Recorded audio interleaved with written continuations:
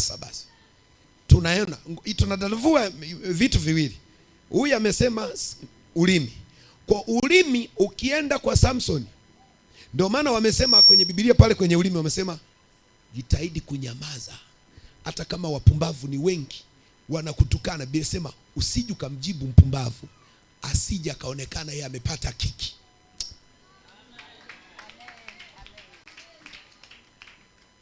Sasa hapo ni lazima tuwe kwenye somo kama hili ili uelewe mpumbavu yoyote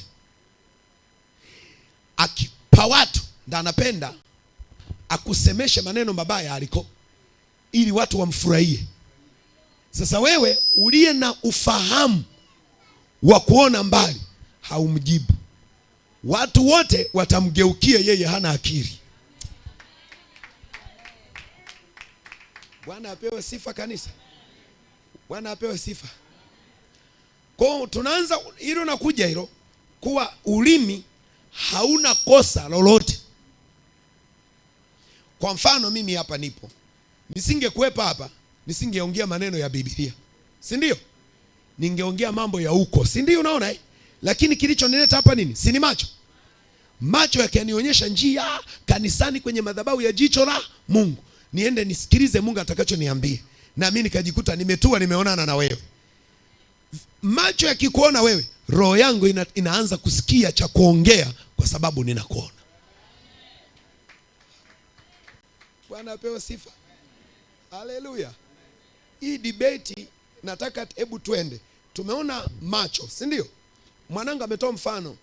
Samsoni hajawa bila macho singempata. Hata Samson singekujua. Kwanza angepita tu akudondoshe hata lijiwe, useme asante, unaenda kushika kwenye bakuli mule, kumbe ni jiwe, maana huna macho, kipofu. Na dhambi singekuwa upande wako. Yaani wewe na Mungu mngekuwa watakatifu kama taa zinavyowaka za umeme. Lakini macho, sema macho. Haya, tumeanza kuona ulimi kosa lake. Kwa nini masikia nasikia? Umeenda kwa mtu aliyebeba kitu. Ngoja niwape kitu. Kwenye hapo masikio. Hivi hawa angekuwa kipofu, angemwona shetani? Wangefahamiana wapi? Hata matunda angeyaona wapi? Kwa hiyo kilichofanya aliona, si ndio? Katika kuzunguka akakutana na jambazi ambalo linajua kuongea. Ndio maana Biblia inasema usiende sana kwa watu nyumbani kwa mtu, wasije wakakuchoka. Unadhani wakuchokaje? Kuongea. Baba. Wanakuchoka habari zako, wanaogopa kufukuza. Punguza kwenda kwa watu. Kwa sababu ukienda kule utakuta kuna mada tofauti. Na wewe utajikuta umeongeza mada, umeharibu hadi na mambo yanayoeleweka.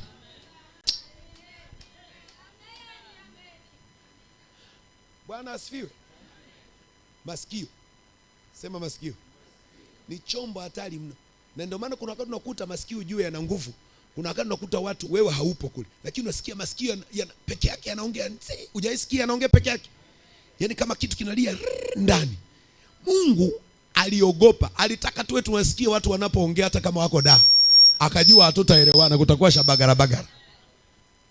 Sasa maana hiyo ndio maana wanasema uchague maeneo pa kwenda kuongelea. Kuna wakati kuna habari mbaya unakutana nazo kwa sababu ya watu unaokaa nao na watu unaowasikiliza na unapoketi nao. Zaburi 1 amesema usikae barazani pa wenye. Kwa nini? Mwili umeenda umekaa, si ndio? Mwili umeenda umekaa. Walioko hapo wanazungumzia uzinzi tu. Wewe ni kiziwi, utaambukizwa nini? Tamaa. Mwili unaanza kuwaza. Maana masikio yanairisha roho. Roho ikila, macho yanasema wende ukatafute ulichokula.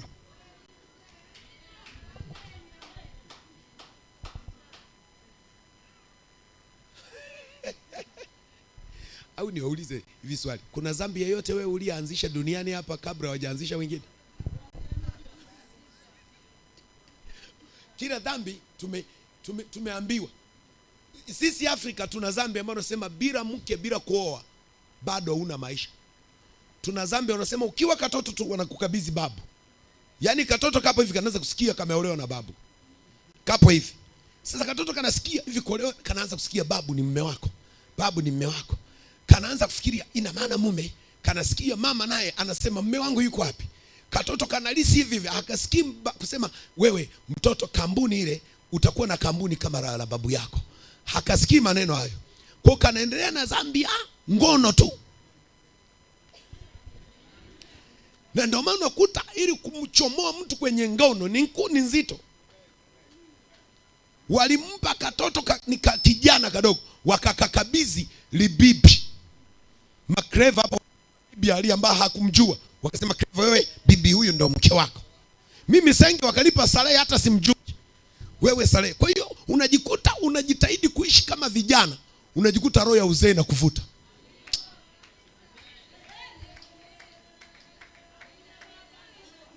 Kwa kusikia, sema kwa kusikia, ni hatari mno. Na ndio maana lazima masikio yako uyaelekeze kusikiliza habari unazozipenda ambazo zinakuvusha kwenda unakokwenda. Bwana apewe sifa. Haleluya. Hivi hujaona Msukuma anapokuwa wanakwambia uole kule, wanatoaga ng'ombe nyingi uolewe kwenye. Kwa hata katoto kapo hivi kanalenga kwenye ng'ombe tu. Hata ungemwambia shuleni anarudi, maana anaona ng'ombe. Kinachosababisha alenge ng'ombe ni nini? Anachosikia wanaongea toka ukiwa mtoto. Hivi kule nyumbani niliwahi washuhudia wanasema uowe kwenye mashamba pale. Usije kuoa ambako hakuna mashamba. Kwa hiyo wewe uendi kuoa mwanamke, unalenga kuoa mashamba. Hawajanielewa wanachoongea hapa. Chanzo ni nini? Ni masikio yameharibu paka na maono ambao Mungu ameweka ndani yako. Bwana apewe sifa. Haleluya. Mzungu njoo. Mzungu binti, huyu ni binti kaa. Naweka mfano. Alafu mimi ni mwanaume. Mzungu anaweza kukaa tu kwa mwanaume hana shida, napiga story. Na huyu mwanaume hana shida ya kumtongoza huyu. Kwa nini? Wao kila wakikaa wanazungumzia makampuni na biashara na kusoma kuwa watu wakubwa.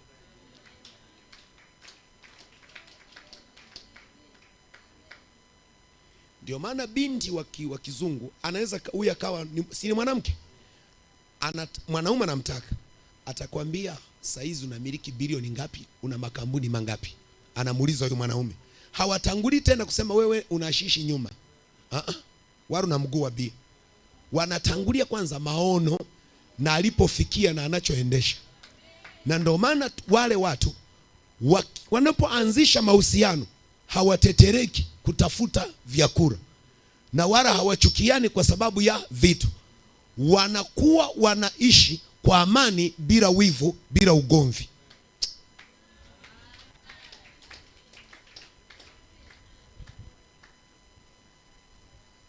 Haleluya.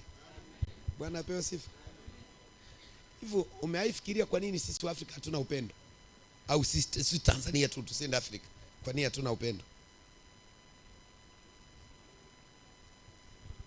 Yaani sisi tulikuwa Afrika tunajua ngono ndo namba moja kuliko elimu ya maendeleo. Kwa ule ungono ule, yani kusema ukikuwa tu ukiwa na titi unasikia sauti olewe sasa umekuwa. Hawakwambia anzisha kampuni. Navuka kwingine, acha ngoja kwanza. Ngoja huko hapana, watasema na tukatalia tusiolewe. Molewaje kwanza muendage. Naona huko naanza kimbia.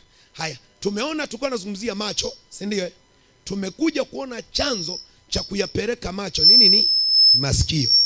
Haleluya. Haya. Twende kiungo kingine. Ulinyosha mkono huko nani? Haya. Mike jamani. Wewe simama, wewe ndio utakuwa unagawa Mike. Yes. Amoni wewe nampenda sana. Anaweza asifiwe. Kule hapo kiungo kingine ni ubongo hapo. Mike hiyo na koroma siku na nini? Ubongo. Ehe. Sababu ubongo Chimba. macho bila ubongo. Haleluya. Sijui kama anaweza kufanya chochote. Macho yanaona, ubongo unatafsiri, alafu moyo unafanya kazi ya kuamua jambo sasa. Akili umesema ubongo. Yes. Ubongo una tafasiri, alafu macho yanaanza kwenda kuona.